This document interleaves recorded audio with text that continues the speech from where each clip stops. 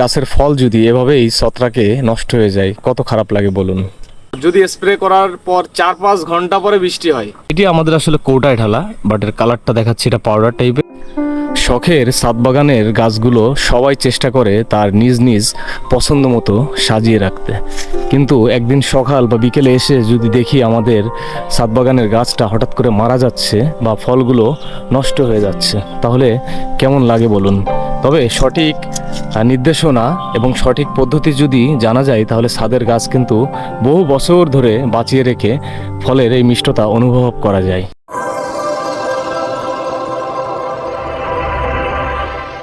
আসসালামু আলাইকুম দর্শক, আশা করি সবাই ভালো আছেন। গ্রিন ওয়েবের নতুন একটা এপিসোডে আপনাদেরকে শুভেচ্ছা জানাচ্ছি। এখন হচ্ছে বর্ষার সময়ে যে জিনিসটা হয় যে ছাদের গাছগুলো কিন্তু নষ্ট হয়ে যায়, কিন্তু কিছু পদ্ধতি আছে যেগুলো অবলম্বন করলে আপনার ছাদ বাগানের গাছ কিন্তু ভালো থাকবে। তো আমার হাতে দেখতে পাচ্ছেন একটা স্প্রে মেশিন। তো আমরা একটা পরিচর্যা করি যার ফলে আমাদের গাছটা ভালো থাকে।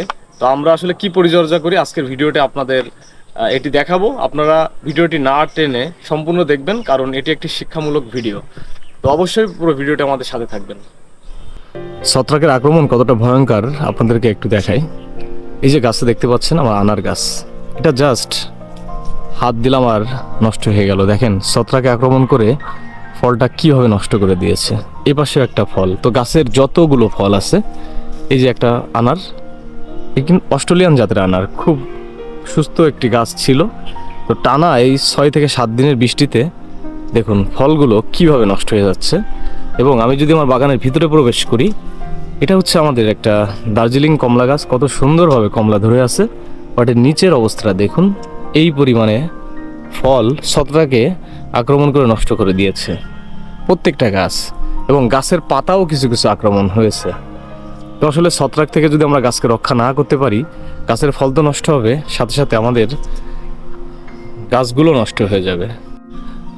অনেকেই ছত্রাকের আক্রমণ চিনতে পারেন না। এই যে দেখতে পাচ্ছেন, এই ফলটি কিন্তু ছত্রাকে আক্রমণ করে কি অবস্থা করছে।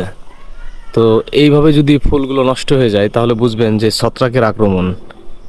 এটি একটি বাগানবিলাস গাছ। তো বাগানবিলাস গাছও কিন্তু বৃষ্টিতে খুব বেশি ছত্রাকের আক্রমণে ভোগে। এই যে দেখতে পাচ্ছেন পাতার অবস্থা দেখছেন, এই গাছটি কিন্তু ছত্রাকের আক্রমণ করেছে।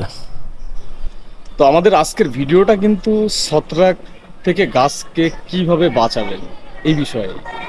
তো এখন আসলে টানা 6 থেকে 7 দিন এক টানা বৃষ্টির পরে অবশেষে কিন্তু ছাদে এসে মনটা খুবই খারাপ হয়ে গেল।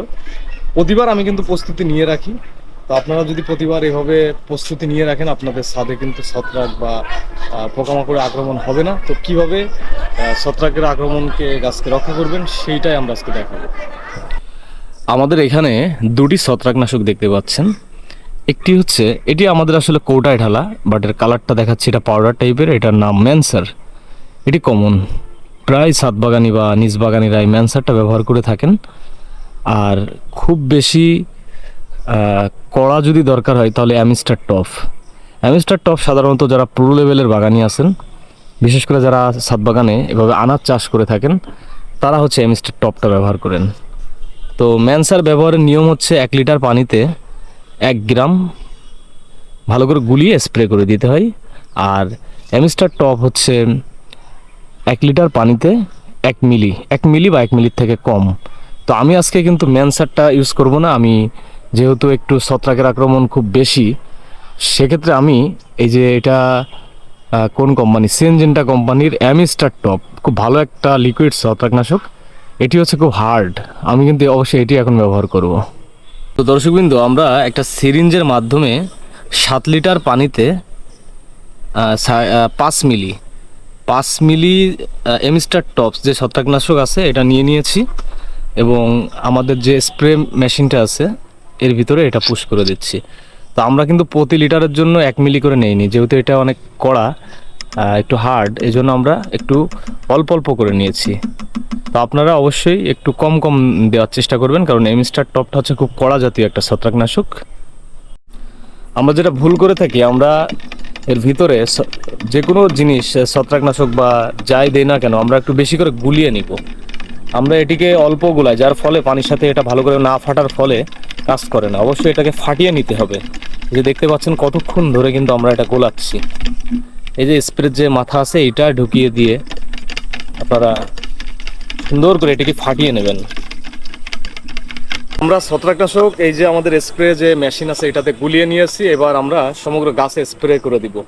তো স্প্রে করার পদ্ধতিটা আসলে কমন, সবাই জানেন যে কীভাবে স্প্রে করতে হয়, তবে চেষ্টা করবেন গাছের পাতা ওপর এবং নিচ পর্যন্ত সম্পূর্ণটা ভিজিয়ে দেওয়ার জন্য, এবং গাছের যে ডালগুলো আছে এগুলো ভিজিয়ে দিবেন। তো আমরা এখন যেটা করব, গাছের সমগ্র জায়গা আমরা ভিজিয়ে দিব এইভাবে স্প্রে করে।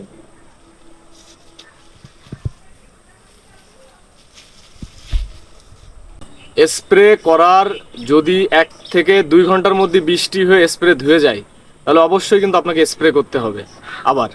আর যদি স্প্রে করার পর 4-5 ঘন্টা পরে বৃষ্টি হয়, তাহলে আর স্প্রে করার দরকার নেই। আর যদি একটু মানে অবশ্যই কিন্তু বিকালে স্প্রে করবেন, টানা রোদে স্প্রে করা যাবে না। এই ছত্রাকনাশক আপনারা বৃষ্টির সময় প্রতি 7 দিন পর পর অবশ্যই স্প্রে করবেন, নাহলে কিন্তু আপনাদের শখের গাছগুলো ছত্রাকে আক্রমণ হয়ে শিকড় পচে নষ্ট হয়ে যাবে, এছাড়া ফলমূল কিন্তু নষ্ট হয়ে যাবে। ছত্রাকনাশক স্প্রে করার পাশাপাশি আপনারা কিন্তু মাকড়নাশক বা কীটনাশকও স্প্রে করবেন। এটি রাসায়নিকও করতে পারেন, আবার জৈব উপায়ে অনেকে করে থাকেন, তারা জৈব উপায়ে করতে পারেন। এই বৃষ্টির সময় কিন্তু গাছগাছালি এই দেখেন প্রচুর পরিমাণে পোকামাকড়ে আক্রমণ হয়, সবজি গাছ, ফল গাছ সব কিছুই। তো অবশ্যই এই বর্ষার সময়ে নিয়মিত 7 দিন পর পর কীটনাশক এবং ছত্রাকনাশক স্প্রেও কিন্তু অব্যাহত রাখবেন। গাছের যখন এভাবে জালি পাতা বের হওয়া শুরু হয়, তখন কিন্তু অবশ্যই ছত্রাকনাশক এবং মাকড়নাশক স্প্রে করতে হয়, না হলে ছত্রাকে আগাগুলো নষ্ট করে ফেলে। এই যে আমাদের আঙ্গুর গাছের ডাল কাটিং করে দিয়েছিলাম, তার ফলে নতুন শাখা বের হচ্ছে, আমরা আজকে এটিকে ছত্রাকনাশক স্প্রে করে দিব।